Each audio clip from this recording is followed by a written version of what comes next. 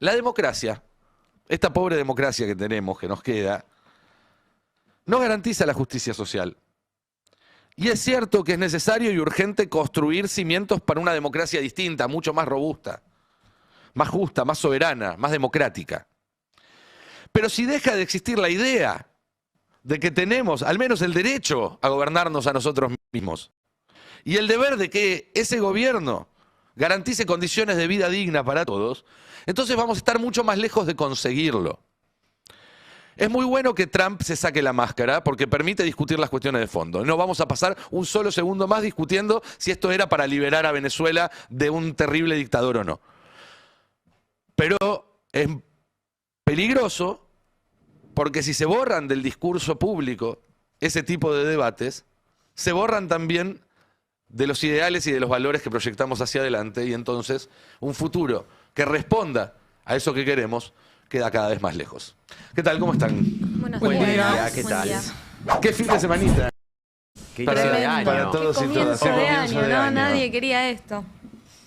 Bueno, Nadie no. Bueno, nadie no, porque alguien activó, y no solo alguien activó, sino que también hay mucha complicidad a nivel internacional en este avance de Estados Unidos sobre Latinoamérica. Es así, hay que decirlo. Yo entiendo esa discusión que traes sobre los organismos internacionales. El tema es que parece una discusión, a mí me resulta hasta vintage, ¿no? Como decir, bueno, sí, que Naciones Unidas, que el Consejo de Seguridad de la ONU, que todos estos dispositivos que se suponían que tenían que servir para que esto no suceda, bueno, no funcionaron. Entonces es un poco complejo pensar cómo se van a, no sé, reformular. Y a Bueno, lo mejor, perdón, sí. el problema era creer que servían para que esto no suceda, cuando en realidad siempre estuvieron para otra cosa. hay que, Claro. me parece que igual la pregunta es válida y hay que empezar a atender a cuáles fueron las condiciones de posibilidad que permitieron este episodio, ¿no? Y uno de ellos tiene que ver con los límites que encontró la diplomacia internacional y que habilitaron a Donald Trump a avanzar de esta manera insólita. Y además, ya de por sí, una mirada hay que hacer sobre los organismos regionales, porque no fue un operativo inesperado, sorpresivo. Hacía 4 meses que Sí. la flota norteamericana estaba en el Océano Atlántico ante la mirada pasible de la región que miraba cómo se desarrollaban los acontecimientos y no mucho más. Entonces, me parece que Donald Trump alertó de alguna manera y lo han dejado hacer. El mundo entero lo ha dejado hacer y la región en particular, que no activó ningún tipo de luces rojas ante lo que era inminente. En un contexto, es cierto, regional, con países gobernados por la derecha, países que intentan ser aliados de Donald Trump, pero igual con un contexto regional que no dista mucho de ser con el que se encontró a nivel ideológico Trump en la primera presidencia y con un Maduro que también gobernaba Venezuela. Entonces, ¿por qué ahora y no antes? También es otra pregunta que hay que empezar a hacerse. ¿Qué condiciones de posibilidad encontró Trump para avanzar de esta manera y que las consecuencias hasta ahora sean prácticamente ninguna? Porque ¿qué consecuencia relevante ha tenido en estas 48 horas? Sí, eso creo que es lo grave, ¿no? No hay consecuencias, me parece que es un Donald Trump que dio este primer paso, está desafiando al mundo entero y nadie le está poniendo medio límite. O sea, no hay dudas que todas las amenazas a los otros países que, Nico, vos fuiste mostrando, muy probablemente, si no se le pone un freno, van a seguir avanzando y no sorprendería hasta que del otro lado, de alguna manera, se redoble la apuesta y se logre poner un freno. Si no, estamos frente a un presidente que no amaga con lo que dice. Si hay algo que tiene, a mi parecer, interesante la derecha, esta nueva derecha tan extrema, es que te dice lo que va a hacer y lo hace.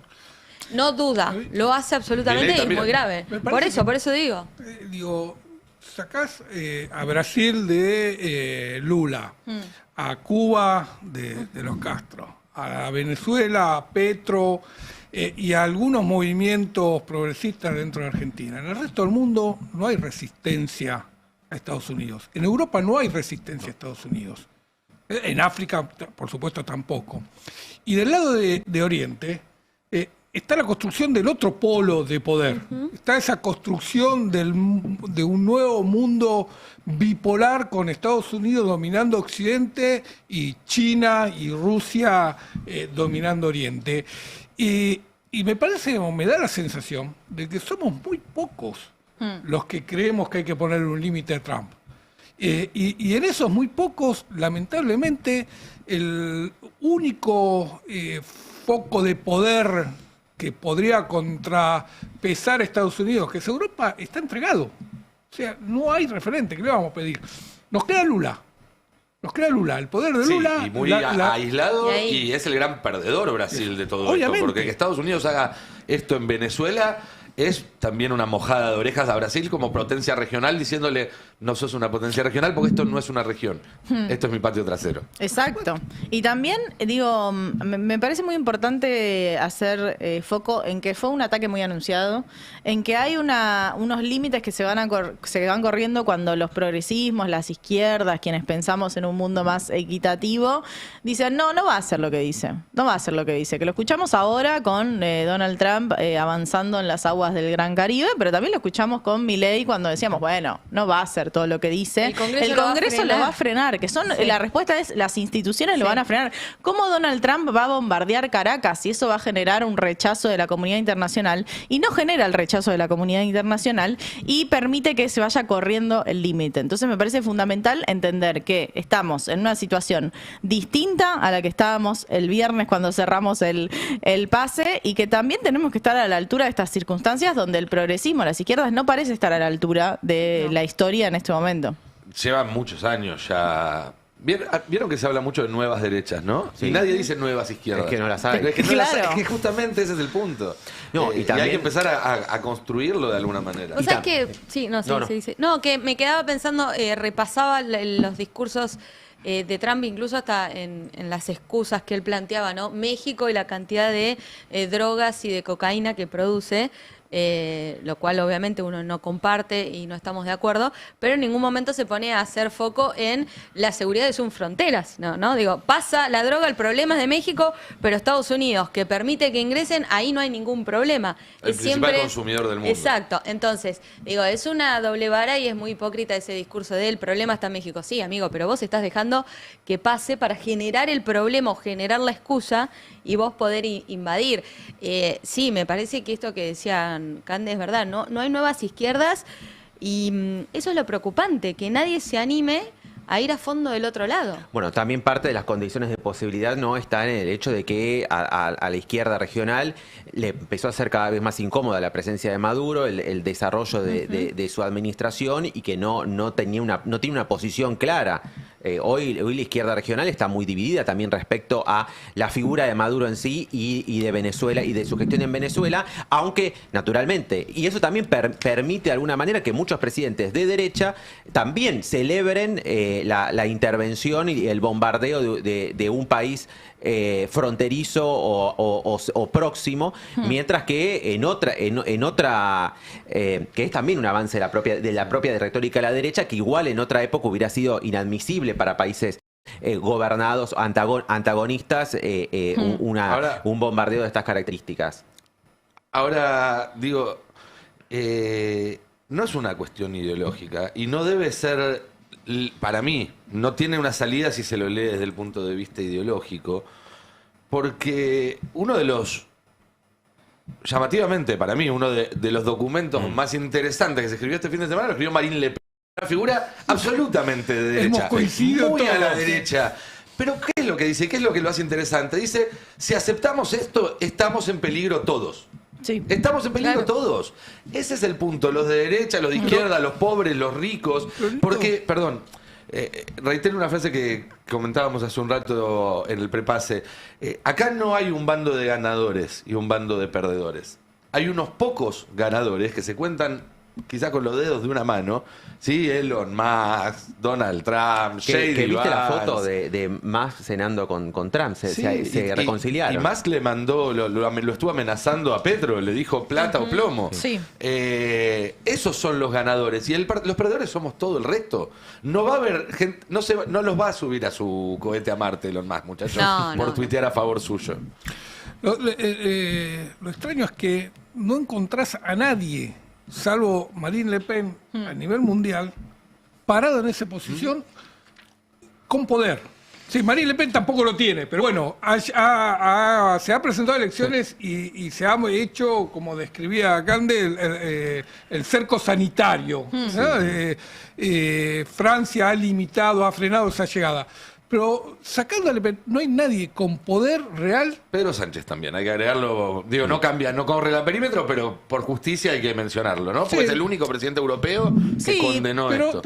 Que lo condena, pero que llama de nuevo, como lo hizo Pero Lula, culpando como lo hizo a- Sheinbaum, llaman a Naciones Unidas. Y está bien, yo entiendo que los países tienen que llamar a Naciones Unidas. Hay una responsabilidad también en el qué hacer burocrático, pero también tenés que entender que eso no alcanza. No, por supuesto. Y que no alcanza porque vos tenés un país que es Estados Unidos que ya venía ahogando a Venezuela con sanciones económicas y después con una narrativa que para mí es muy importante que la charlemos desde acá, desde un medio de comunicación. Yo creo que uno de los poquísimos medios de comunicación que va a hablar de lo que pasó en Latinoamérica y que lo va a hablar desde esta perspectiva condenando lo que hizo Estados Unidos en términos de bombardear Caracas y secuestrar a Nicolás Maduro, cuando en el resto de los medios van a hablar de la captura al dictador Nicolás Maduro. Quirúrgica, Entonces, dijeron. quirúrgica, como si no hubiesen morido entre 40 y 60 personas No, más, civiles. Más. Bueno, se actualizan los números. Sumo un dato. Pero déjame terminar con esto, que me parece muy importante entender la narrativa que usó Estados Unidos para que de repente pueda bombardear una capital sudamericana, de repente pueda secuestrar un presidente y que parece que está todo bien. Y ni siquiera se lo secuestra porque es dictador, como dice Infobae, sino que se lo secuestra por una acusación de narcotráfico flojísima de papeles. A ese punto también hay que sumarle justamente estamos hablando de instituciones, de calidad democrática, de funcionamiento del sistema republicano, lo endeble a las instituciones norteamericanas. Donald Trump dice, hay un presidente que es narco y hay un juez que falla y todo un andamiaje que se pone y una maquinaria que actúa y que aplica en tiempo récord esa acusación sin hasta ahora haber visto una mínima prueba, porque justamente no se lo acusa a Maduro por posibles delitos públicos que podría haber ejercido en función de la presidencia, sino por este cártel de los soles completamente inventado. Y el otro punto, un dato adicional que empieza a surgir hoy del entramado comunicacional bolivariano, es que habría, vamos a poner en estos términos, bajas norteamericanas también en el combate o en el enfrentamiento mínimo que hubo en defensa. Estamos guardando más confirmaciones, pero en esta mañana de hoy se empieza a hablar de que habría también bajas norteamericanas. Es que a mí me llama la atención. En medio de la... Y Cuba informa que 30 soldados cubanos murieron defendiendo. Me resulta extraño que hayan muerto. Sí. Por lo Una, menos dale, claro, un sí, helicóptero norteamericano que fue impactado por defensas antiaéreas, aunque no fue una baja porque pudo completar la misión y regresar. Y seguramente hubo también. Pero hubo un intento también desde el minuto cero de estar esto como si hubiera sido un pase de manos, ¿no? Sí. Como si hubiera Sí. sido un trámite De todas y no maneras, un ataque violento. De todas maneras, hay creciente sospecha de una entrega de un grupo cercano a Maduro. Sí. Eso es también lo que quiere instalar Estados Unidos porque necesita una Venezuela más partida para hacer una transición, voy a decir entre comillas, ordenada, como decir, bueno, ahora Delcy Rodríguez va a actuar en mi favor porque sabe que si trae a Corina Machado, sabe que Edmundo González no va a tener la representación en una Venezuela que está atravesada por marchas, manifestaciones que piden la liberación de Maduro, casi el único lugar donde pide la liberación de Maduro, porque ni España, ni Brasil, ni Colombia, ni México pidieron la liberación de Maduro. Claro, y eso ese no es también menor. un dato. Ese Es también un datazo. Los países se pronunciaron en contra de la invasión norteamericana, de la intervención militar, más no pidieron la liberación de Maduro justamente también por lo que vengo indicando, el derrotero de Maduro ejerciendo el poder en Venezuela también genera de alguna manera esta condición en este momento. Yo insisto en este momento, porque en el pasado, insisto, Trump y Maduro convivieron en la relación bilateral, hubo momentos de tensión, pero no escaló más allá de esto. Más Hay allá de si vos, sí. No, digo, pensaba, hay una encerrona en la que se encuentran todos los gobiernos que no son de derecha, si se quiere, que es que avanza tanto la derecha y rompe tanto las instituciones que lo primero que hace la izquierda como para contraponer a los que no son gobierno de derecha es respetar las instituciones, y ahí me parece que se están quedando en esta encerrona, en acudir a la ONU porque hay que respetarla, porque para algo está y se supone que tiene que funcionar, mientras la derecha avasalla directamente contra eso. Me parece que falta más creatividad y falta un liderazgo, y ahí es donde uno dice que tal vez se necesita más tiempo diplomático. Me imagino a un Lula pudiendo construir algo, un polo de poder más fuerte, pero necesitas unos tiempos diplomáticos que no te los da un Donald Trump, que en 4 meses te hizo esto, en un fin de semana te quiso hacer una transición de un minuto para el otro. Están ellos sabiendo utilizar muy bien los tiempos y avasallando todas las instituciones, dando muy poca respuesta de reacción del otro lado. Me parece que ahí hay que despertarse más rápido. Más allá de o anticiparse. más allá de si hubo un acuerdo previo o no, sí claramente hubo un cambio de tono en el discurso de Rodríguez entre la primera conferencia que da, donde pide por la libertad de Maduro y demás, Prueba de vida, pruebas de vida, etcétera, y la segunda donde habla directamente de cooperar con Estados Unidos. Yo no sé si, insisto, si es fruto de un acuerdo previo, de negociaciones en vivo, digamos, entre una y otra cuestión, o de un reconocimiento de una situación. La verdad es que todo eso habrá que ver cómo evoluciona. Nosotros no sabemos, a ver, hay, si se quiere, 2 hipótesis por delante. En una, Estados Unidos tiene éxito, por así decirlo, y logra ordenar de alguna forma la situación. Yo lo veo poco probable en el mediano largo plazo. La otra es de un conflicto armado al interior del país, que puede tener además repercusiones en el resto de la región, porque Venezuela tiene frontera con Colombia, tiene frontera con Brasil, porque tiene grandes poblaciones exiliadas en toda Sudamérica y en toda la región, fruto en parte de todo este mismo proceso político, con lo cual son poblaciones que en caso de una guerra civil en Venezuela se pueden radicalizar. Digo, es todo muy, muy delicado.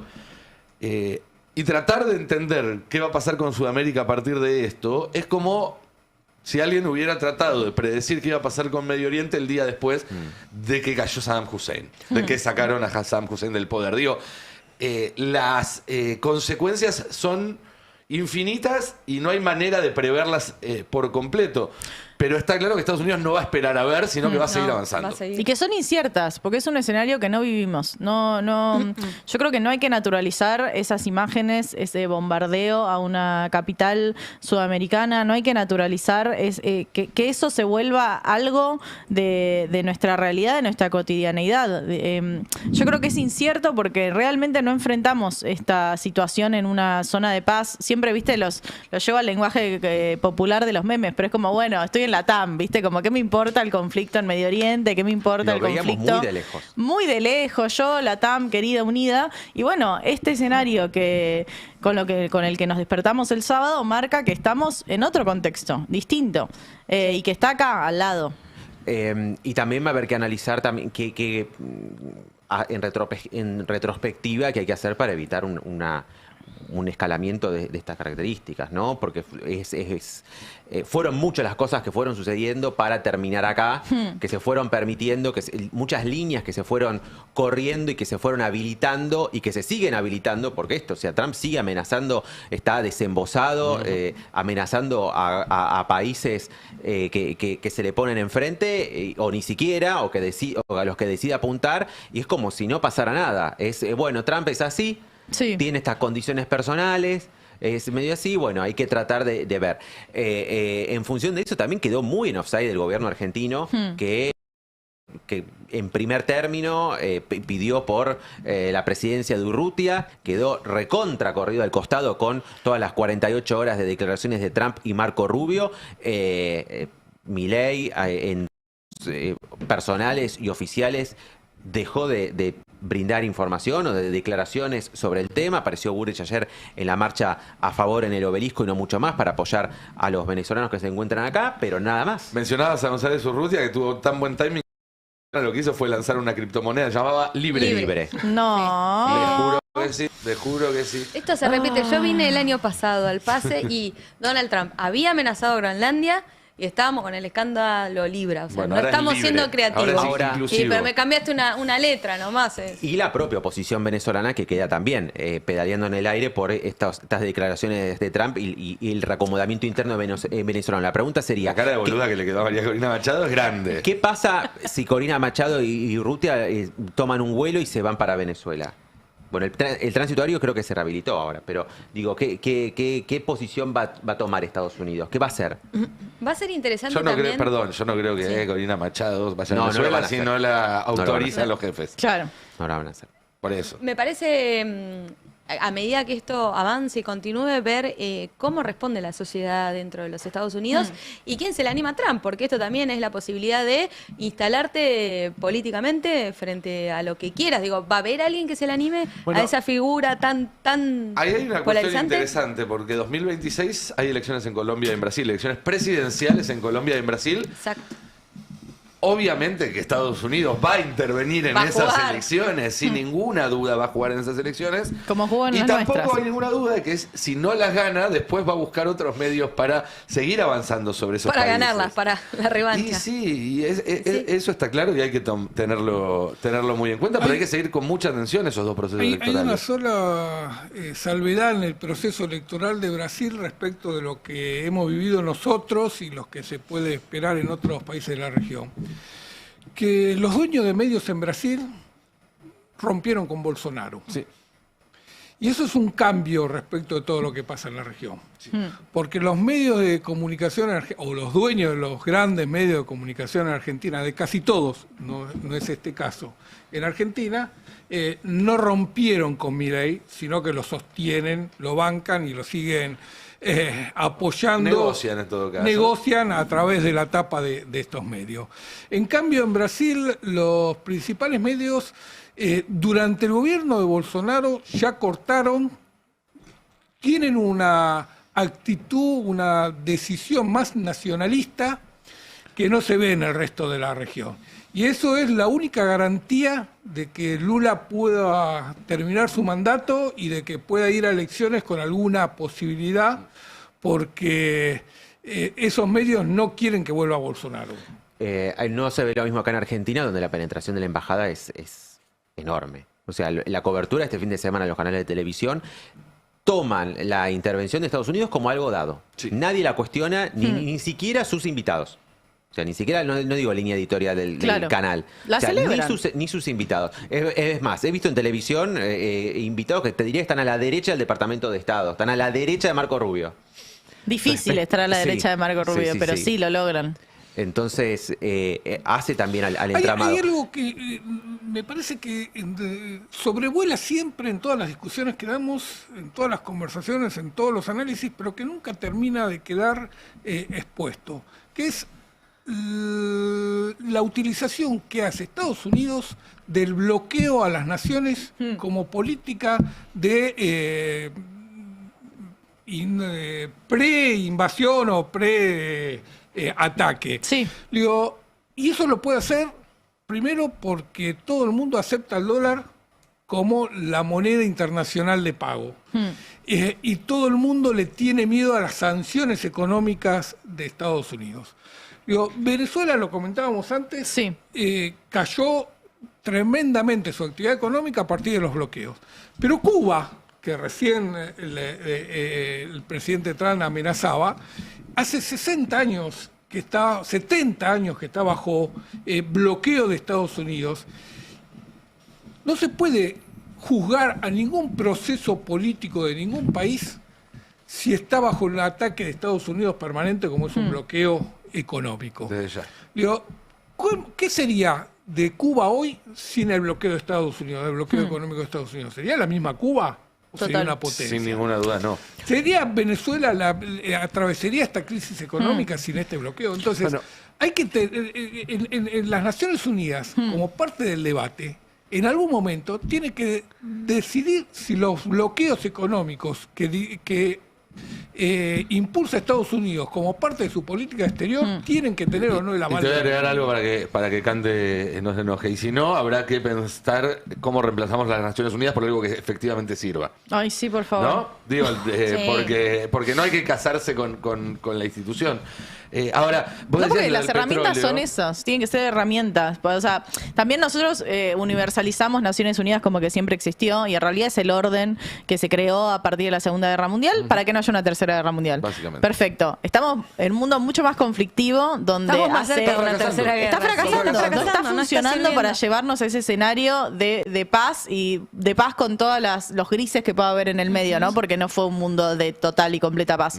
Pero hay que repensar las herramientas porque si no estamos yendo a un mundo mucho más conflictivo donde es la ley de sálvese quien pueda. No, y de y- sálvese quien puede es el país grande se come al chico. Y antes de la ONU también tenemos los organismos regionales. También. La CELAC, la UNASUR, el Parlasur. Digo, hay, OEA.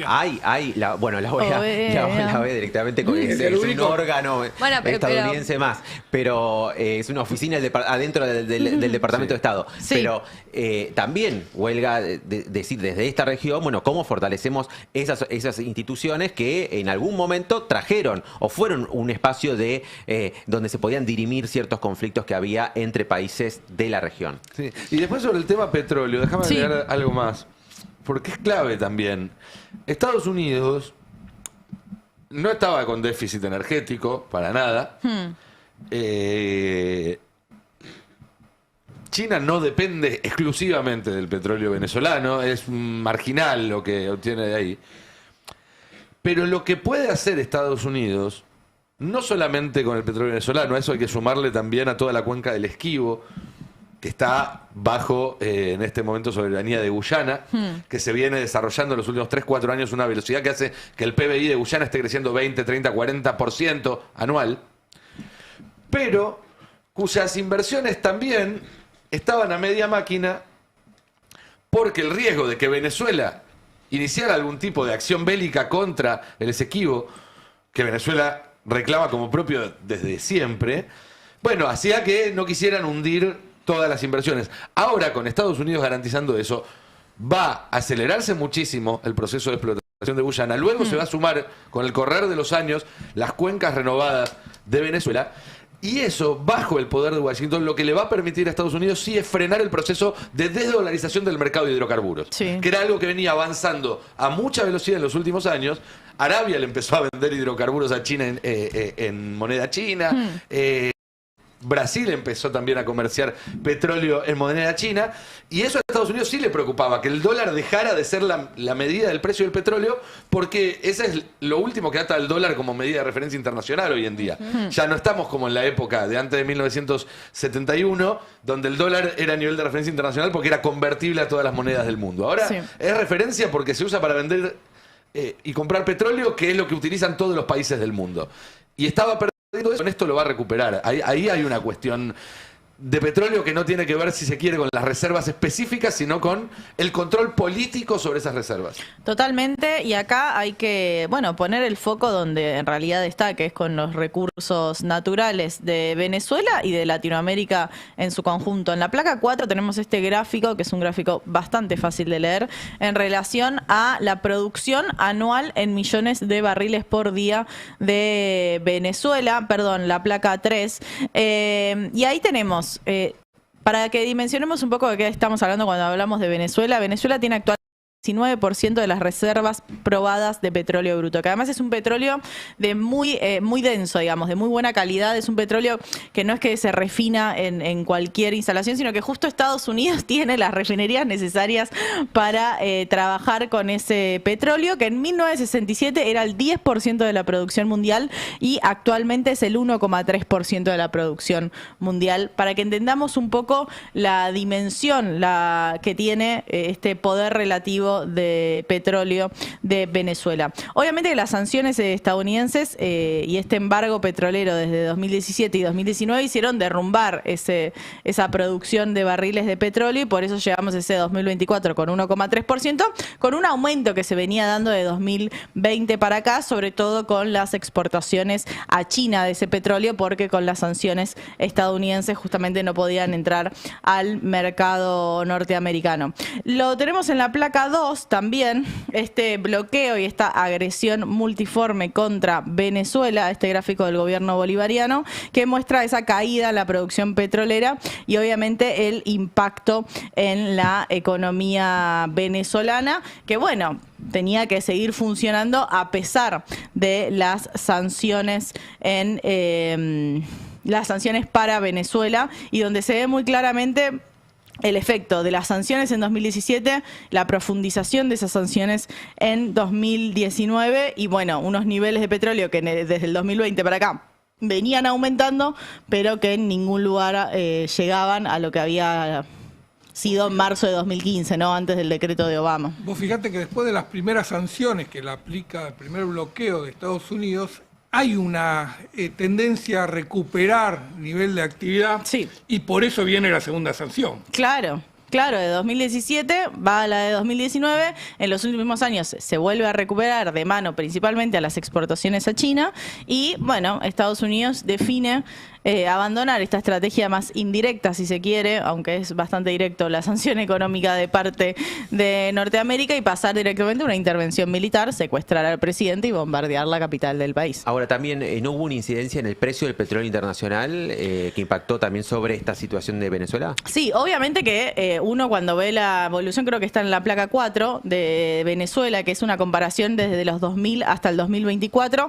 con comparaciones parecidas en Colombia, en Chile, en Perú, en Ecuador. Yo lamento mucho que no esté Argentina en este desplome económico, porque uno puede poner como momento de estancamiento, momento de freno de la economía el 2011-2012, que es cuando termina el boom de los commodities, termina el boom de la soja en el pico y termina el boom de todos los recursos naturales que hacían que Argentina y que Latinoamérica tenga ese boom de prosperidad, ¿no? De los países con gobiernos progresistas, pero también con cajas progresistas que permitían financiar derechos. Obviamente que en Venezuela se atraviesa con la muerte de Chávez en 2013 y, bueno, con las sanciones estadounidenses a partir del 2015 y luego también con la pandemia, pero si uno ve entre 2020 y 2024, bueno, se ve una leve recuperación en relación a lo que venía siendo la trayectoria de Venezuela, que es, bueno, más baja que la del resto de los países, pero que tiene que ver también con este precio de los commodities. Sí, es probable que el escenario al que nos dirijamos, si Trump tiene éxito y efectivamente se genera una transición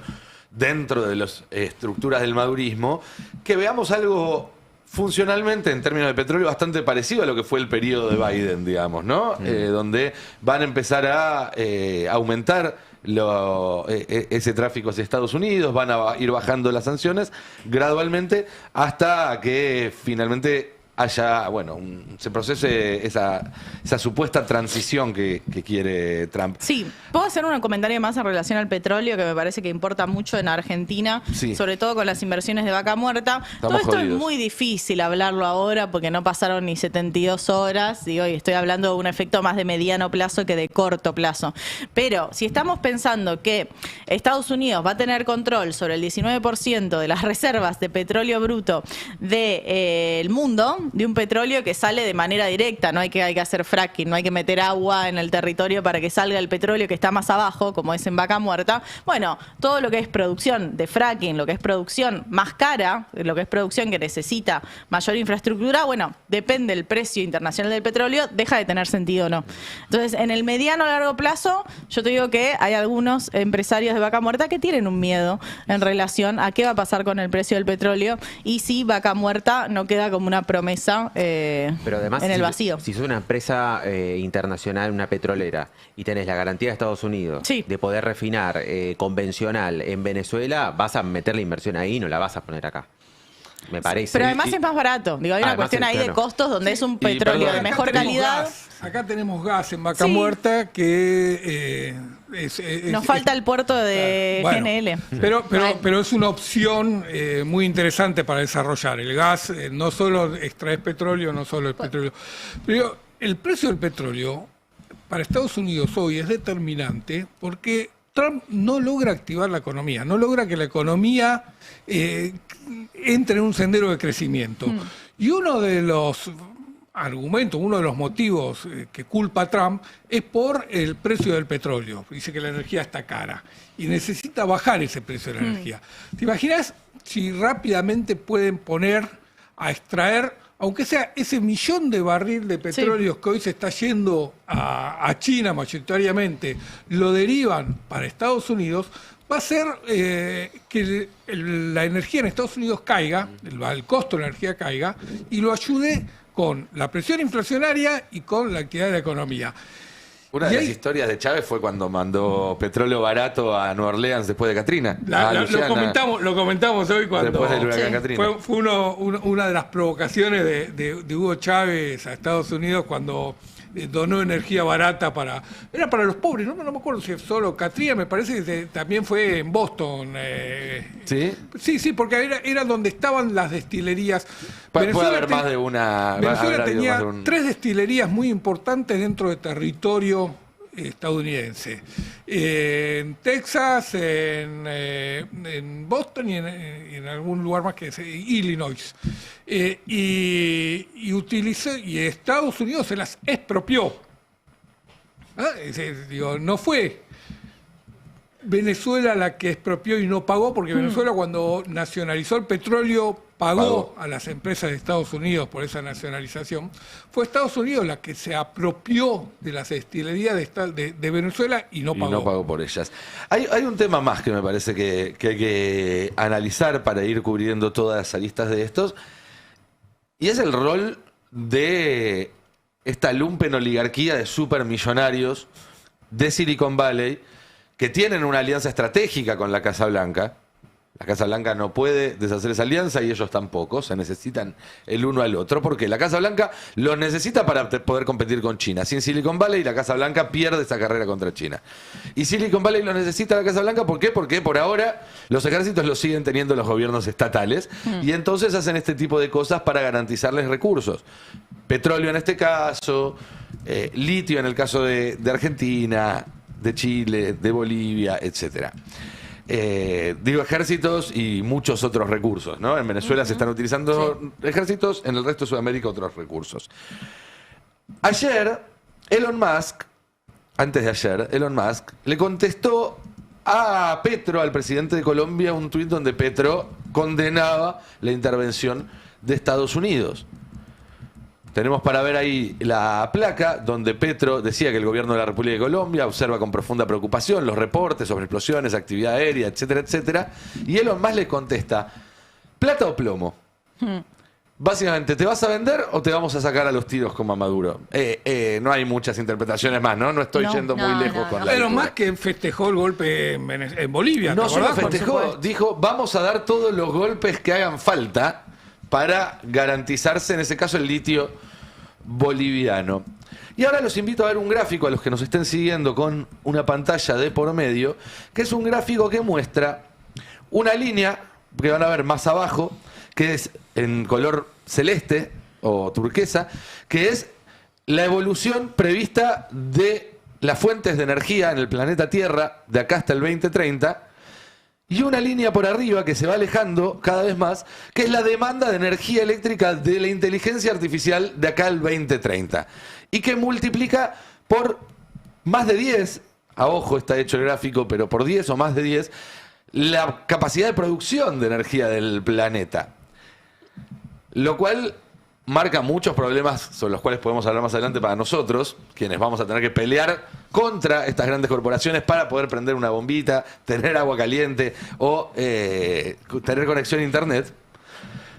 Pero explica también el interés de estos grupos en tener un control imperial sobre América Latina, que es sin duda la fuente de energía, entre otros recursos, más a mano que tienen y más estable que tienen si pueden utilizar el aparato militar de Estados Unidos para controlar todos los 2 continentes, todo el hemisferio. Mañana, esto se los prometo como spoiler, les voy a contar una historia que se remonta casi un siglo, a 1930, y a un proyecto de un grupo de personas que en esa época creían que los problemas sociales y económicos se podían resolver mediante técnica, que los políticos no servían para nada y que había que reemplazar las democracias por estados tecnocráticos que casualmente tenían límites bastante parecidos a los que proyecta hoy Donald Trump. Pero eso va a quedar para mañana porque hoy, si no, el editorial me iba a durar las 2 horas de programa. Viniendo a la Argentina y a las reacciones en Argentina, vamos a hablar un poco de cómo reaccionó el peronismo. Porque hubo, más allá de algunos matices que vos ahora vas a apuntar, básicamente una reacción bastante unánime y rápida para el nivel de desacuerdo que suele haber en el peronismo con absolutamente todos los temas. Sí, y que fue de alguna manera, junto con la izquierda, los únicos sectores que se manifestaron abiertamente en contra de la invasión de un país y del secuestro de su presidente, ¿no? Eso hay que marcarlo porque, insistimos, acá en Argentina hay varios sectores que dan como dado que Estados Unidos pueda bombardear un país y secuestrar a su presidente. Veamos, porque empecemos por la placa 6. Cristina recibió el alta el fin de semana e inmediatamente también se pronunció sobre el tema de Venezuela. En primer término, claro, habla sobre Maduro, se puede estar en contra o a favor del gobierno de Maduro, pero nadie puede negar que el sábado por la madrugada de la administración de Trump volvió a cruzar un límite que muchos pensamos que no volvería a ocurrir. Habla justamente de la doctrina Monroe, la violación de la Carta de las Naciones Unidas del Derecho Internacional y del más elemental sentido común frente a este hecho objetivo. Cuestiona Cristina de la absoluta ilegalidad e ilegitimidad del secuestro de un presidente y su esposa en su propio país.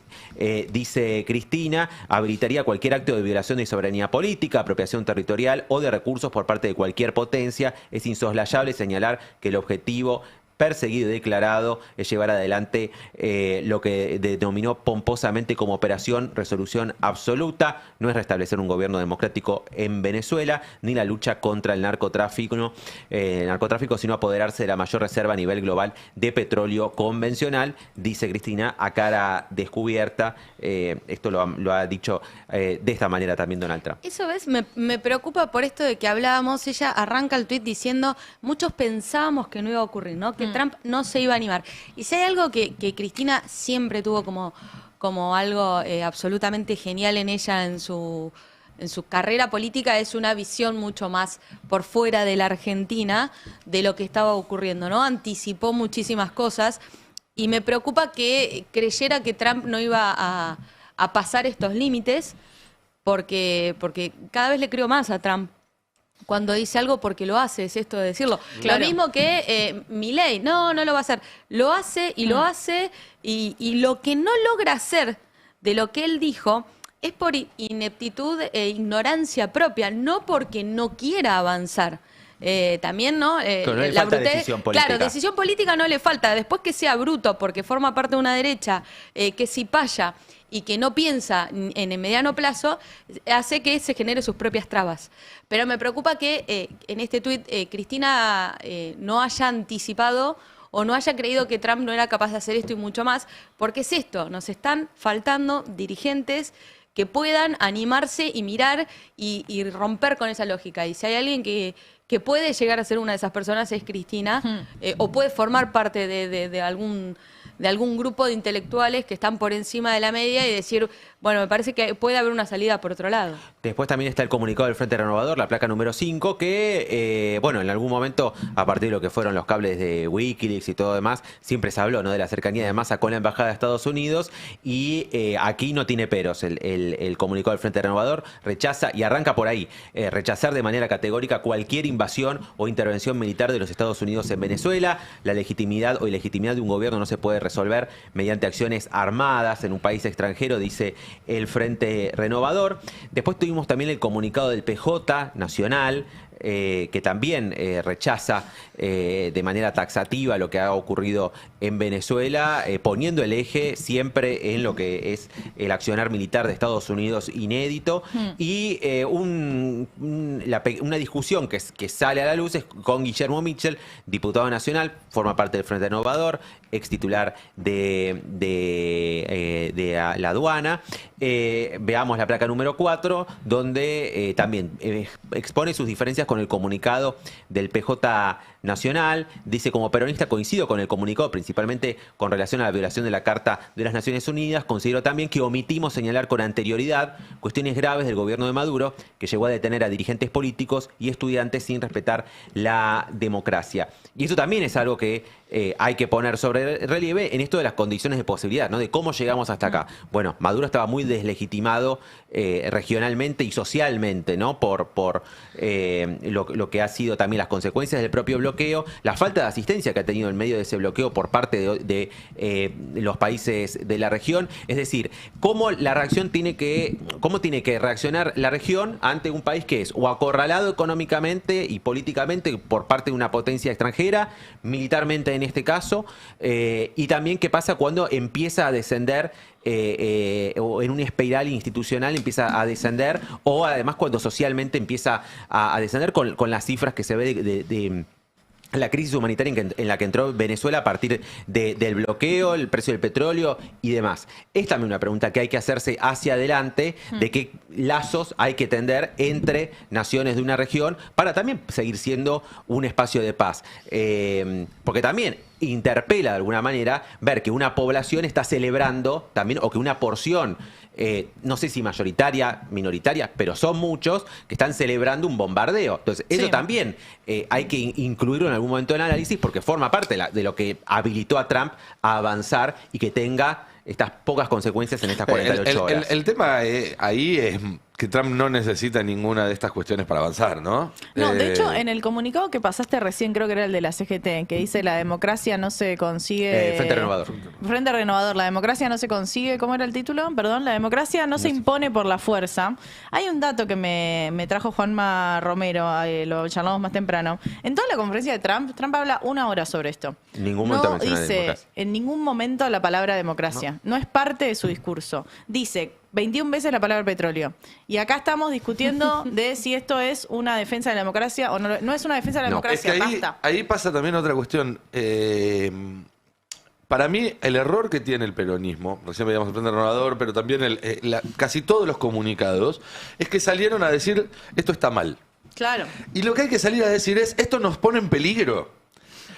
Porque decir esto está mal es ponerlo en términos ideológicos. Entonces, el que esté de acuerdo con el peronismo va a decir que esto está mal, el que esté en desacuerdo va a decir: no, el que estaba mal era Maduro y todo eso.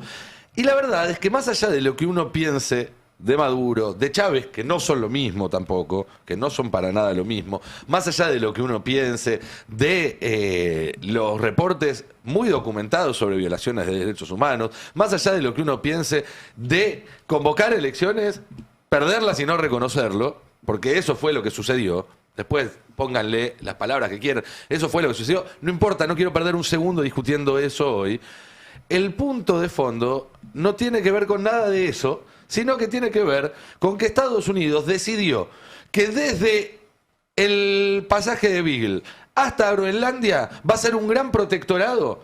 Y en cada país va a aplicar la receta que le convenga para lograrlo. En la Argentina nos va a prestar plata porque es lo que hizo siempre. Ahora vamos a hablar un segundo del tema deuda, porque sigue siendo el gran condicionante desde el país desde 2018 en adelante.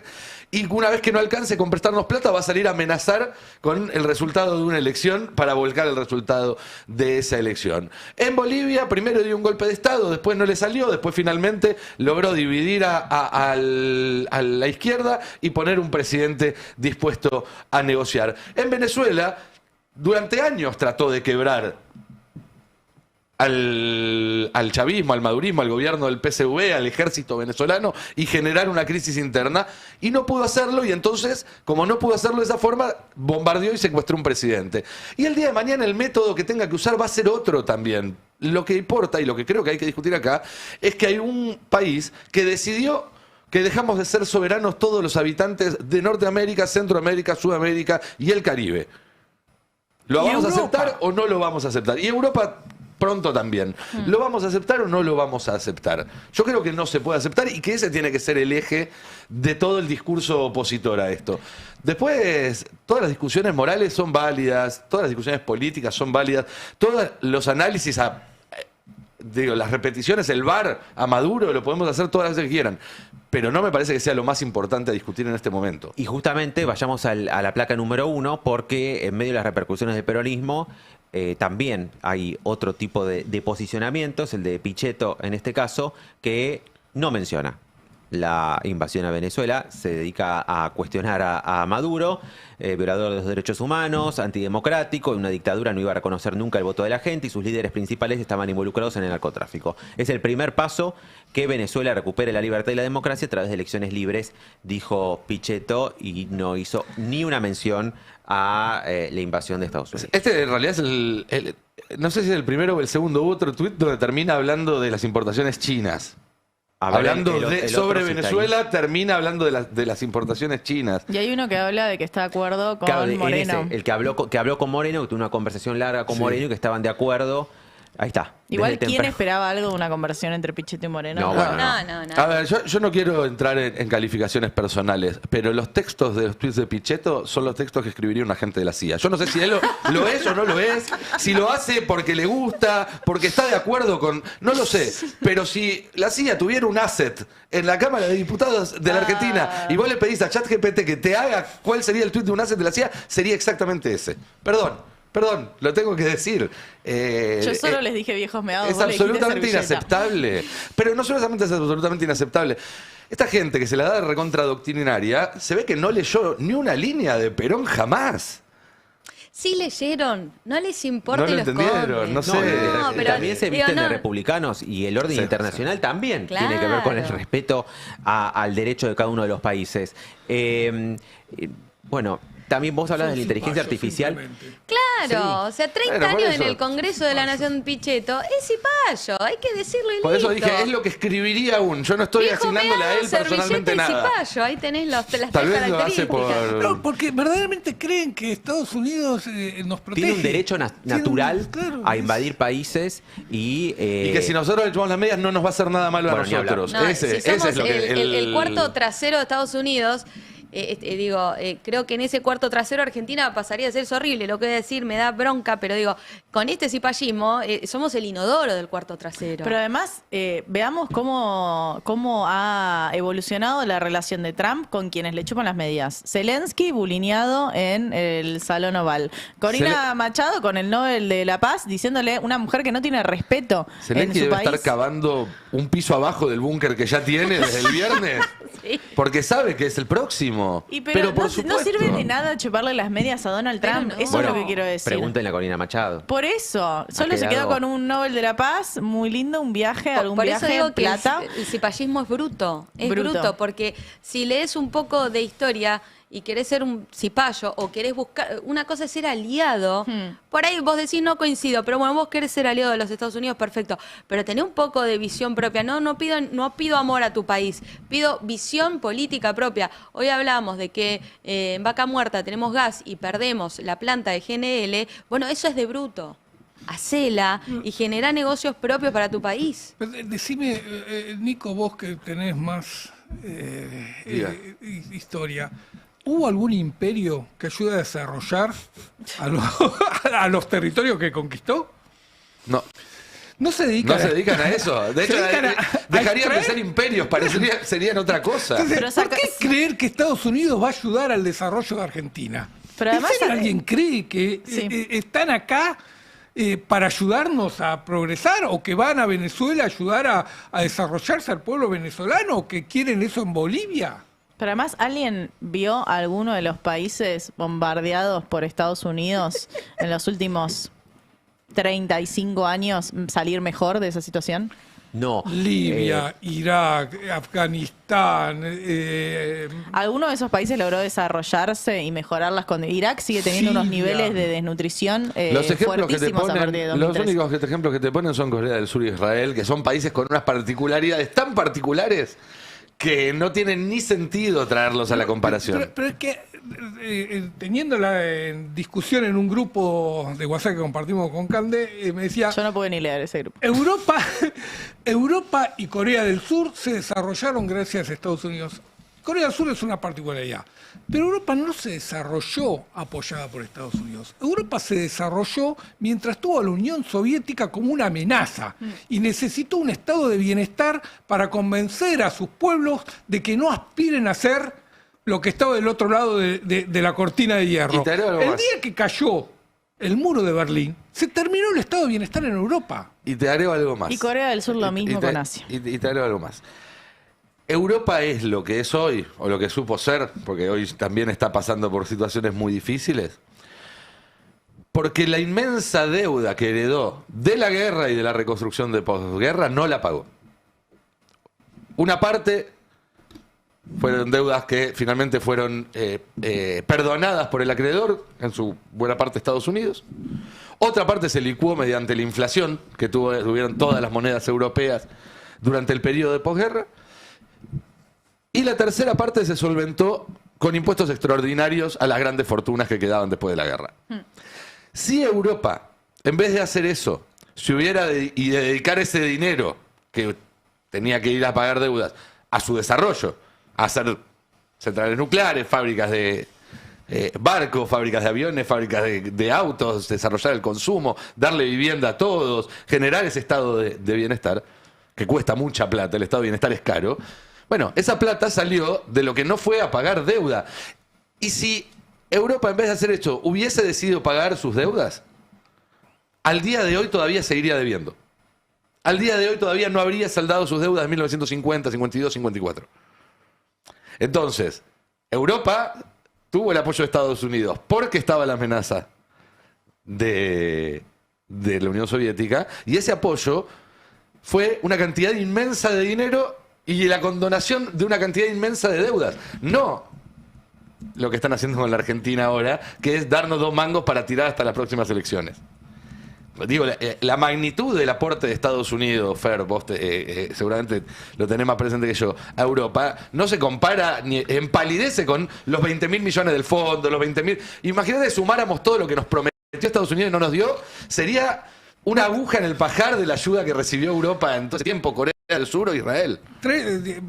Citaste 3 formas de licuar la deuda de Europa. Hubo una cuarta, que fue la transferencia de ingresos que tuvieron de países De América, las colonias. de las colonias, De ¿no? África, Sí. de América y de Asia. Sí. Es decir, Europa también se benefició de haber sido un continente con países imperiales que sostuvieron esa posición hasta bien entrado este siglo XXI, porque todavía hay países africanos que pagan a Francia. Preguntale a Haití. Haití, que fue la primera nación en independizarse en América, todavía le está pagando a Francia por haberse independizado. Es como si los hijos de Maduro salieran ahora a pedirle a perpetuidad un pago a Estados Unidos por haber... así de ridículo se escucha, ¿no? Entonces, claro, El repaso, ¿no queda algo más? Así después ya- pasamos al tema de deuda. Ya está. Un punto más. Sí. ¿Qué puede pasar hacia adelante? Vos marcabas lo que son las demandas energéticas de la inteligencia artificial, pero también la precisión de lo que puede ser la creación de imágenes y videos con inteligencia Ni hablar. artificial en los próximos No, ni años. hablar. Porque tuvimos una prueba hasta ahora de que Maduro sea el titular del cártel de los Ores o ni siquiera de que exista, pero en unos pocos años Estados Unidos va a poder hacer las imágenes, los videos que le plazcan para acusar a quien quiera de lo que sea. Y no solo eso, sino que tienen la tecnología para hacer perfilamiento en vivo de sus ciudadanos, y eso con las nuevas reglas que aplicó el gobierno se va a poder aplicar acá también. Los esquemas de vigilancia masiva, Palantir, Oracle, los que aplican Google también y demás, que va a ser eso. Ya no es que te van a ir a buscar, sino que van a estar todo el tiempo sabiendo qué hacen todos, pudiendo reconstruir sus actividades en las redes sociales, actividad bancaria, con quién se juntan, todo eso es tecnología que ya existe, que Estados Unidos aplica en Estados Unidos para perseguir inmigrantes, que Israel aplica en la Franja de Gaza y que a partir del decreto del 31 de diciembre se puede aplicar legalmente en la Argentina, lo cual no significa que no lo estuvieran aplicando antes. Ojo con todo eso, ojo con todo eso. Hablemos un poco de la deuda, Fer. volvemos a A la Volvemos un poco a la... sí. Argentina, porque hay... Primero, el viernes debutó el nuevo esquema cambiario, este esquema que implica actualizar la banda de flotación del dólar con la inflación de 2 meses atrás, que es el último dato cierto que tiene el Banco Central, según lo que informa el INDEC. Es decir, a partir del viernes pasado, durante enero, el dólar tenía que subir 2,5%, que fue la inflación de noviembre. Bueno, el viernes el dólar subió 1,3%, casi más de la mitad de lo que tenía que subir a lo largo de todo el mes, lo subió en una sola jornada, demostrando la fuerte presión por una devaluación que todavía se sostiene en el mercado.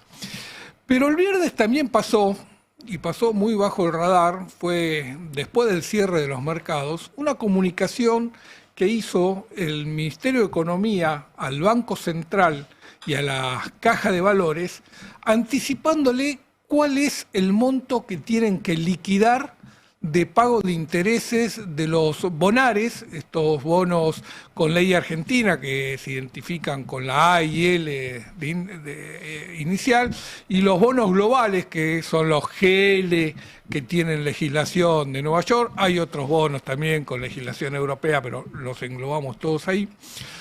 Le informó cuál era el interés que pagaba cada uno de ellos. Y esto se interpreta legalmente como la orden de pago de estos bonos, que se tiene que concretar este próximo viernes. El problema es que el gobierno tiene que pagar 4.200 millones, vamos a redondear. Todavía no se sabe bien la deuda, el monto exacto, porque hubo una recompra de bonos, pero hubo una nueva emisión, hay bonos que están en intrasector público, bonos que tienen ahorristas privados. Y porque no sea cosa que hagan algo de forma transparente, ¿no? No, jamás. Ni por error.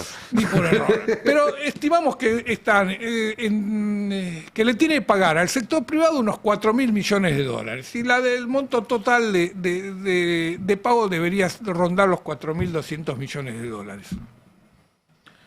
En la cuenta que tiene el Tesoro, que es el que tiene que hacer el pago, en el Banco Central hay menos de 2.000 millones. Hay 1.800 millones. Por lo tanto, de acá al jueves tienen que conseguir la diferencia.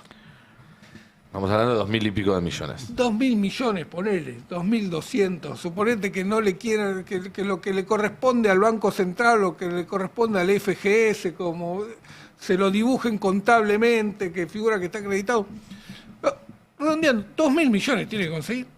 Todavía no lo saben, todavía no se sabe de dónde lo van a sacar. Pregunta, ¿los 700 palos de la represa ya se depositaron? ¿Que habían pedido ese depósito? Todavía no están O sea, de ahí podría salir. Podrían salir, si llegan antes, podrían Lo cual salir. igual es ridículo, ¿no? Porque estamos vendiendo un activo superavitario para pagar saldar un puchito de una deuda. Menos del 25% de lo que tenés que pagar. ¿No? Sos rápida con los números, pero el 25% En cualquier empresa, serían alguien que $1.000, hace, en cualquier empresa, 1.000 alguien que a un CFO que hace eso le mete una patada en el culo.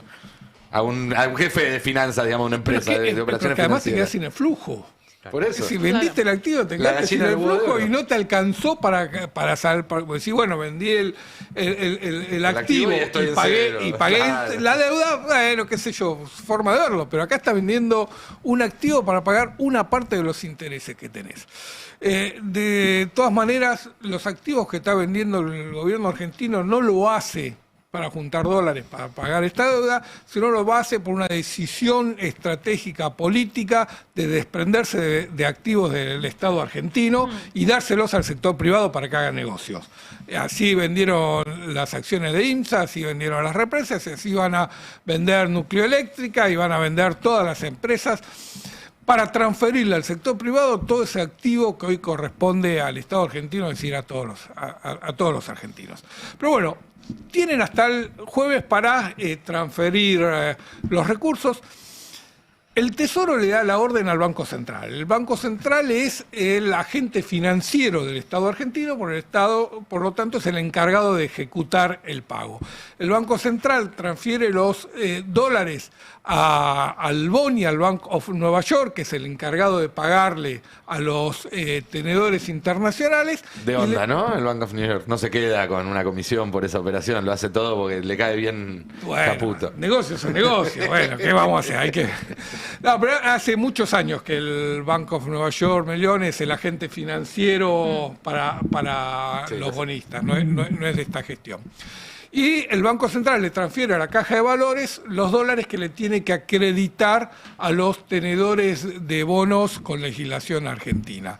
Todo esto tiene que suceder el jueves para que el viernes esté a disposición de los ahorristas. Es muy probable que por algunos manejos que hacen después el BON y la Caja de Valores y todos los que intermedian, como la SALIC, vos lo veas, si sos un tenedor de bonos, lo veas recién el lunes reflejado, pero el viernes tendría que estar. Es decir, de acá al jueves el gobierno tiene que conseguir estos 2.000 millones de dólares, asumamos que le entran los 700, 1.300. 1.300. ¿De dónde lo saca? La idea es que va a ir por el famoso repo con bancos comerciales, a los cuales la semana pasada les hizo la invitación formal a que participen.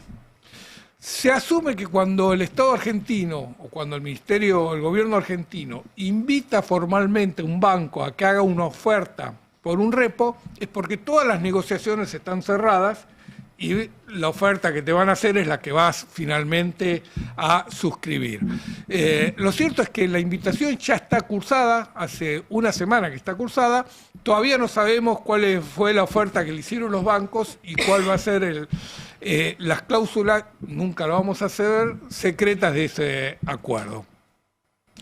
Las cláusulas secretas tienen que ver con las garantías, por ejemplo, que va a poner Argentina de que le va a repagar este crédito a los bancos. Sabemos que hay bonos del Banco Central, sabemos que hay bonos del Tesoro Argentino y sabemos por experiencia, por antecedente, que probablemente Argentina tenga que comprar bonos del Tesoro de Estados Unidos para dejarle en garantía también a estos bancos comerciales. No vamos a saber la tasa final, no vamos a saber todo lo verdadero costo que tiene. Pero paralelo a todo esto, lo que se está dando es que Argentina va a lograr cumplir el vencimiento del viernes. Porque si no es con la plata de los bancos, si no es con el crédito de los repos, será manoteando reservas del Banco Central, pero tiene forma de cubrir. Lo que no está logrando es revertir la sensación que tiene el mercado de que todo es a corto plazo. De que juntaste la plata, sí, la Con lo juntaste. justo. Con lo justo. Y de nuevo estás en la misma, y de nuevo vas a estar postergando una acumulación de reserva que nos garantice el flujo del pago de la deuda. No solo cada vez que hay un vencimiento, sino que haya una expectativa de que tenés un stock de reservas internacionales que puede defender al peso de un ataque especulativo y que puede garantizar los pagos de acá a los próximos 2 años, como suele tener una economía subdesarrollada en sus reservas. Se viene después la revisión del FMI, donde va a ser para... Yo sé que a vos te gusta, vos decís, pero estamos jugando el partido. Pero uno a veces se pone en la tribuna y lo mira. Aunque estés jugándolo, tenés que salir, tenés que pararte en la tribuna y ver cómo está la cancha, a ver si estás parado bien o no dentro del campo de juego. Lo cierto es que esa revisión del FMI va a ser muy compleja para el gobierno porque, salvo que el ataque de Estados Unidos a Venezuela tenga alguna derivación dentro del Fondo Monetario, en el fondo hay unas ganas de atenderlo a Milei y a Caputo muy, muy grande. Y no creo que dejen pasar esta oportunidad. De parte de los técnicos, digamos, Pero ¿no? los Los que técnicos, estuvieron sí, fumándose todo por pedido de Estados Unidos y no pudieron decir... No pudieron decir nada, ahora están con muchas ganas de dejarlo por escrito, así que salvo que haya una derivación de esta invasión, va a ser interesante. De tu análisis se deduce que esa meta de 400 puntos básicos de riesgo país sigue lejos, incluso después de pagar este vencimiento. Mirá, esta vez la caída del riesgo país fue menor a la que habían logrado con el antepago. Crece la desconfianza. Están rondando entre los 550 puntos el riesgo país y no logran bajarlo de ahí. No lo logran bajar de ahí. O sea, la Y misma puede resistencia haber- que habían encontrado en su primer Y bajón. puede haber algún momento, algún día, dice, bajé pero al otro día te vuelve a subir. El viernes cayeron los bonos. Vos, si repasabas todos los títulos de algunos medios, te decían, subieron los bonos, subieron los bonos, subieron los bonos. Subieron los bonos en pesos y cayeron en dólares. Con lo cual te dio que todavía fue más caro el tipo de cambio implícito de operar, subió el dólar financiero, pero además te muestra que afuera hay creciente desconfianza. Puede haber algún inversor local que sepa aprovechar esos momentos y por lo tanto esté dispuesto a pagar un pesito más ese bono el viernes porque se está garantizando un negocio futuro. Se está, por ejemplo, garantizando el flujo de dólares que va a tener esta semana, porque se pagan en dólares calla. Taca, taca. Taca, taca. El riesgo país te van a decir que subió porque Cristina estaba internada y se podía fugar. Ahora que le dieron el alta y volvió a la casa, justo Riesgo coincide. Cuca, Claro, riesgo Cuca. era el riesgo Cuca, olvidate. Ahora es el riesgo de Elsie Rodríguez. Claro, es así. Algo vamos a culpar. Lo cierto es que, bueno, repasando, el viernes es el pago. El Tesoro no tiene todavía los dólares. Sabemos que lo va a pagar porque ya dio la orden de pago. Si no estaría seguro, en vez de esta orden de pago al Banco Central y a la Caja de Valores, hubiese estado la orden de no pago. Pero lo que se cursó fue la orden de pago. Tenía que cursar cualquiera de las dos. Sí. Sí, tenía que cursar o pago o no pago, pero algo tenía que decir. Y dijo pago. Muy bien. Sabemos que el verano en la Argentina es época de mostrarse para los políticos, ¿no? Les gusta aprovechar Sí. que la gente quizás no está tan quemada en el día a día y entonces van a actividades políticas, actividades también muchas veces sociales, culturales y demás. Si pensamos que en un año y piquito, en un año vamos a estar ya en campaña. Acá, Sí. en un año va a estar recontra en campaña. Re. Y que hoy en día los dos candidatos más importantes que se proyectan, falta muchísimo en la Argentina, 2 años son un siglo, pero son Javier Milei y Axel Kicillof. Javier Milei por la reelección, Axel Kicillof como principal referente. Los dos van a tener un verano bastante activo y Belén Bartoli y Alan Longhi nos van a contar detalles. Belén, contanos un poco sobre los planes de Axel y después Alan nos va a contar sobre la gira de Javier Milei. Sí, un gobernador que pasó Año Nuevo en la isla Martín García, ya creo que es todos los años, desde que él está al mando, los pasa ahí. Hay una residencia oficial del gobernador Sí, ahí, sí. ¿no? Era una isla Martín García que la puso a punto él, le hizo muchas obras, paneles solares, cambió también la residencia. Es un lugar que le gusta mucho la pesca, va con su familia. De hecho, Año Nuevo lo pasó con más de 30 personas en ese lugar. Y va a tener un verano que, a ver, dicen que va a ser tranquilo, ¿no? Nadie se esperaba este fin de semana, así que todo puede cambiar en materia de política. Estos primeros 15 días del año son donde tal vez no se vea tanta actividad de él de manera pública, sí ya la van a empezar a retomar a partir de la segunda quincena de enero. Va a haber conferencias de prensa de Axel Kicillof cada 15 días en distintos destinos turísticos de la provincia de Buenos Aires. Estas son ciudades de la costa, pero también de las sierras. Son lugares que eligió el ministro Augusto Costa para promocionar también el verano bonito, barato y bonaerense, como lo ponen desde el gobierno bonaerense.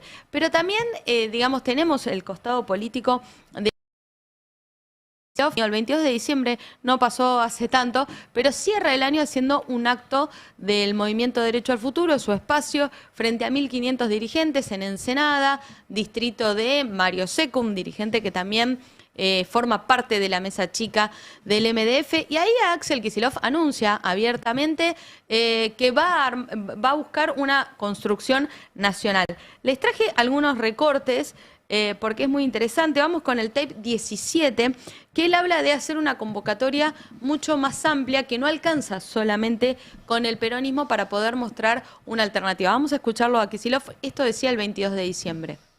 Son todos los sectores a los que hay que convocar. Son todos los espacios que defiendan la democracia, que defiendan el federalismo, que defiendan la producción, que defiendan la industria, que defiendan el trabajo, que defiendan la soberanía. Compañeros y compañeras, estamos acá reunidos para darnos energía, darnos fuerza, darnos impulso, para ir a buscar a todos, para ir a buscar a todas. Bueno, ahí decía, ¿no? Hay que ir a buscar a todos y a todas. Él está hablando de un movimiento mucho más amplio. No alcanza solo con el peronismo. Lo dejó en claro. Si bien el MDF, él dice, nace desde el peronismo, ya solos no nos alcanza. Esto implica también lo que me decían desde Casa de Gobierno, que este año van a salir de gira por todas las provincias, se van a hacer mucho más frecuentes las visitas a otras provincias, sean gobernadas por el peronismo o no sean gobernadas por el peronismo, pero encuentren algún punto de coincidencia que los ponga en la misma vereda frente a, del otro lado, a Javier Milei, y sobre todo no tanto a Javier Milei, sino lo que representa el gobierno libertario, ¿no? Un gobierno que quiere un Estado chico, que cede soberanía económica. Y en este sentido el TAPE 16, fíjense lo interesante, esto lo decía el 22 de diciembre, pasó poquito, pasan muchas cosas, pero él habla de ayornarse y es un mensaje que hoy también lo pensaba con todo esto que está pasando, de hacerse cargo del momento que le toca a cada generación. Miren cómo lo dice Kicillof en el TAPE 16. Necesitamos ayornar y necesitamos construir propuestas que estén a tono con las novedades, con las situaciones, con las perspectivas del presente. Te puede pasar absolutamente cualquier cosa. Lo que no te puede pasar es que no estés a la altura de los desafíos de tu presente y del momento. No te puede pasar que no seas contemporáneo de vos mismo. No te puede pasar que te lleve por delante la historia y las transformaciones. Bueno, bastante claro, ¿no? No te puede pasar que te lleve por delante la historia, no te puede pasar no estar a la altura de tu situación ahora. Bueno, ese es el desafío que tiene él primariamente para su espacio, estar a la altura y después buscar un armado nacional. Vamos a ver si le da el cuero en el buen sentido al gobernador cruzar la frontera de la provincia de Buenos Aires y mostrarse como uno de los líderes. Ahí tiene un conflicto que es el PJ Nacional, ¿no? El liderazgo, el otro liderazgo de Cristina Fernández y cómo se disputa eso. Digo, ya es un Kicillof que no se muestra con Cristina, es un Kicillof que, por ejemplo, es uno de los primeros en enterarse lo que le pasó a Cristina cuando la trasladan al hospital, el cuadro de apendicitis, pero después no hubo diálogo, no hubo comunicación formal. Ellos cortaron la comunicación desde el momento en que Kicillof el año pasado la fue a visitar al departamento cuando se habían cumplido los primeros 100 días de condena ilegal de Cristina Fernández, donde no hubo foto y después no hubo más diálogo. Para las elecciones nacionales tampoco hubo diálogo en el armado de lista a nivel nacional. Esa es la situación abierta, clara y en la que Kicillof va a tener que pararse frente a los otros gobernadores para decir acá es donde se viene lo que es a futuro y no con Cristina a la cabeza, ¿no? Ninguno de los dos suelta. Es decir, se muestran por separado, pero los dos saben que se necesitan porque ninguno de los dos llega solo. Habrá que ver cómo se resuelve eso con una fecha clave en las elecciones del PJ bonaerense, También. que van a ser en marzo. Sí, van a ser en marzo, va a arrancar la actividad en febrero. ¿Qué te dicen de eso? Bueno, apuntan a una lista de unidad. No hay forma de hacer una interna por los costos del PJ bonaerense. Esperan que sea eso ahora. Sin imponerse, sin chistar, te diría Carly Bianco, tienen que acatar lo que pida el gobernador y la cámpora te va a decir, no, vamos a chistar. Bueno, si logran esas diferencias, dejarlas de lado, se puede llegar a una lista de unidad. Y si no, se irá a elecciones. Yo sigo con mi postura que es, en algún momento haber que contar costillas, cuanto antes se haga y cuanto más lejos sea de la elección del 27, más tiempo para construir algo y no terminar rompiéndose en el momento en el que va a ser más necesario ser más fuertes. No sé si es la elección del PJ bonaerense la ocasión, no digo que lo sea. Que puede ser otra cosa, puede ser... yo creo que lo que habría que hacer sería revocar todas las autoridades del PJ de todos los distritos del país, desde el nacional hasta el último municipio, hacer una campaña de reempadronamiento y a fin de año que se vote todo. Todo. Pero bueno, nada, obviamente yo no decido y estoy muy lejos de quienes No, ni hablar. deciden, pero en algún momento Sí. se tiene que resolver. Ya son muchos años en los cuales nadie conduce porque nadie se puede imponer y ese vacío es lo que genera muchas veces el no saber hacia dónde ir o el que algunos diputados, senadores después te levanten la manito donde no la tienen que levantar, etcétera. Sí, no, me quedaba en el medio, queda Sergio Massa al Frente Renovador, que es el que más jugo saca a esta interna porque se apoyan los dos espacios. Ahora, hoy, 5 de enero, el diálogo con Kicillof no es el mejor. No quedó bien después de las votaciones en la legislatura bonaerense, donde se vio una tendencia mucho más marcada, una alianza con la Cámpora, que con el espacio de Kicillof. Calculo que cuando arranque el año y tengan que discutir algunas cosas como los jueces de la Corte Suprema bonaerense y algunas cositas así de esa magnitud, se retomen los diálogos. Pero hoy está tenso. Te agrego un detalle más sobre las ventajas Sí. de hacer una buena interna, pero en serio. Si vos tenés un año entero de prepararte para una interna, donde se dirime el liderazgo opositor, es un año en el cual todos los que se sientan parte del espacio van a tener estímulos para ser opositores. Van a competir a ver quién es un poco mejor opositor que el otro, quién se opone con más efectividad. Me parece que sería lo mejor que podría llegar a pasarle a la oposición en este momento.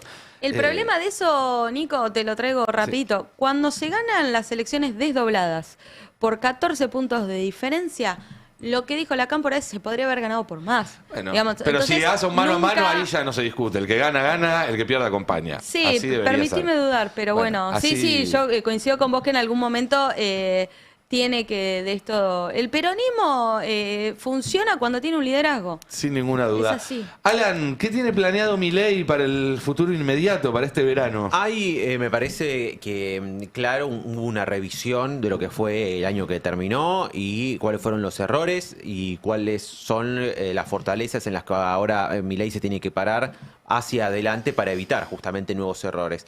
Uno fue toda la serie de escándalos de corrupción a través de filtraciones, el decreto de la CIDE, todos los cambios que hubo la semana pasada en Andis, me parece que van en ese sentido. Y justamente a partir de ahora también en la trama política, en la arena política, bueno, ver qué falló en el camino hacia septiembre del año pasado con la elección bonaerense, donde pierden por más de 10 puntos, y luego cuáles fueron las fortalezas que permitieron tener un buen resultado a nivel nacional y cómo sostener ese resultado y evitar de alguna manera lo que fue ese tránsito hasta octubre, que fue muy complicado para el gobierno. Escuchemos a Martín Menem, que bien claramente a fin de año pasado, en diciembre, reconocía, es el take número 8, que ya están trabajando ahora por la reelección de Milei. ¿Sea reelecto después de 2 años? Pero no tengo, por supuesto que sí. Voy a trabajar incansablemente. De hecho, ya empezamos con lo que se llama el Tour de la Gratitud, que es el agradecimiento a toda nuestra estructura política que trabajó en cada una de las 24 provincias. Aparte de agradecerles, ya estamos en marcha trabajando por la reelección de Javier, que creo que es la única persona que está la política. Toda la política, y está Javier Milei por otro lado. Que tenemos el título, ya estamos trabajando por la reelección de Javier, Joaquín Villanustre, listo. pero desde Tachame la doble. Desde el primer día, Luis, desde el 11 de diciembre del 23, Lo que pasa pensamos que en un proyecto a 40 años, y la única persona... Tiene otro contexto, que lo diga ahora. Ya lo dije antes, así que Sí, no está tengo bien, problema.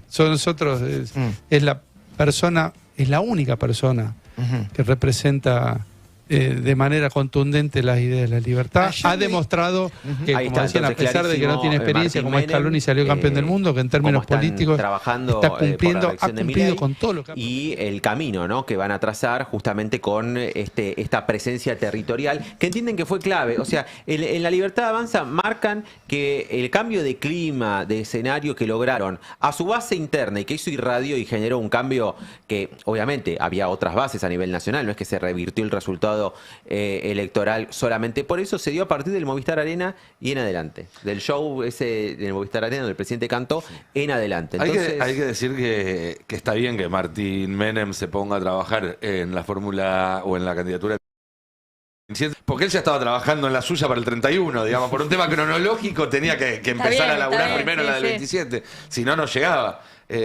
Nada, eso, simplemente una pues cosa. es que Martín, claro, sueña con ser presidente. Lule Menem y Martín Menem están trabajando para que Martín Menem sea el sucesor de Javier Milei. Esto te lo puedo decir como un dato de la realidad, porque lo hablé a lo largo del último año y pico con no menos de una docena de personas. Sí, sí, sí.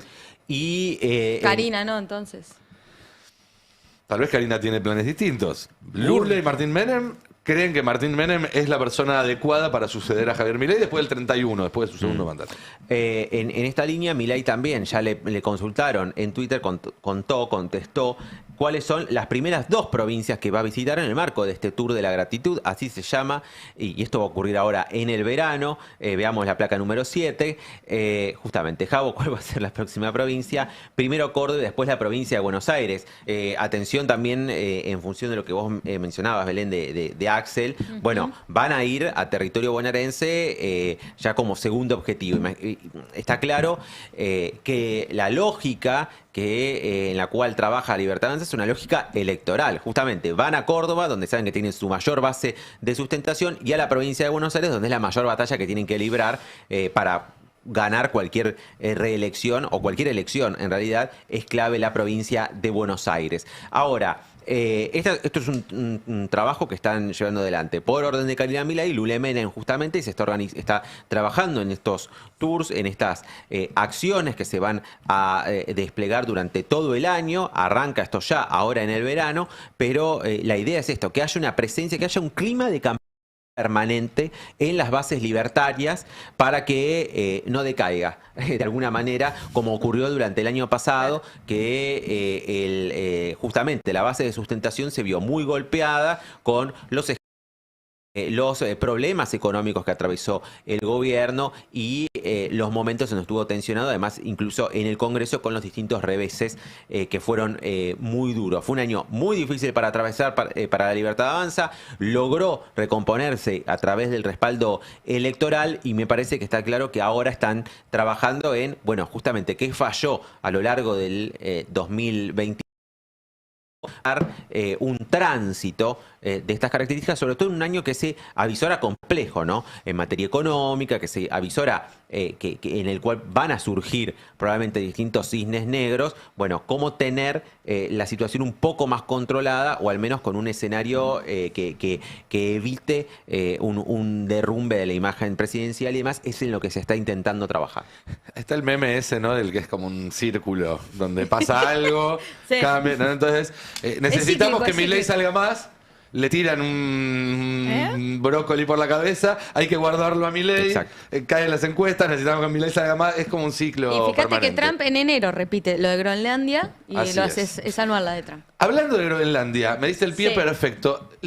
Yo hoy estaba preparando el editorial para hoy y de repente me di cuenta que se me estaba quedando muy largo. Entonces saqué todo un pedazo, se los prometo para mañana, que es un pedazo donde hablo un poco de historia. Mucho de actualidad, pero un poco de historia. Les voy a dar solo un spoiler para que ¿Está el vayan. mapita? Está el mapita. Está el mapita. Miren el mirá, mapita. Mirá cómo me acuerdo del mapita. Miren, este es un mapa de 1933 y muestra el tecnato de América que llega desde Venezuela hasta Groenlandia, exactamente igual que lo que está planteando Donald Trump ahora. ¿Saben cuál es el chiste? No se los voy a contar. Van a tener que mañana a las 10 poner el destape para que sepan por qué este mapa tiene mucho que ver con lo que está pasando ahora en Venezuela y también en la Argentina. Un mapa que tiene casi un siglo. Gente, muchísimas gracias por la compañía el día de hoy. Se los digo a ustedes, compañeros, también al equipo que está del otro lado y a todos los que nos eligen cada mañana para informarse, para entretenerse, para tener compañía. Hoy a las 7 de la tarde, el pase de la tarde, pero en el medio es lo mejor del sándwich, como siempre, ¿no? Viene ahora Verdades Afiladas con Carla Pelliza, creo que está hoy también. Después viene Maldita, después viene Palo y Zanahoria, más tarde también Batalla Cultural, toda la programación del Destape, para seguir, como diría en ningún otro medio de la Argentina, lo que está pasando en Venezuela y en la región. Nos vemos en un rato, nos vemos mañana. Ustedes quédense en el Destape. Chau, chau. En un país complicado, una radio sin vueltas. El Destape 1070. Radio y punto.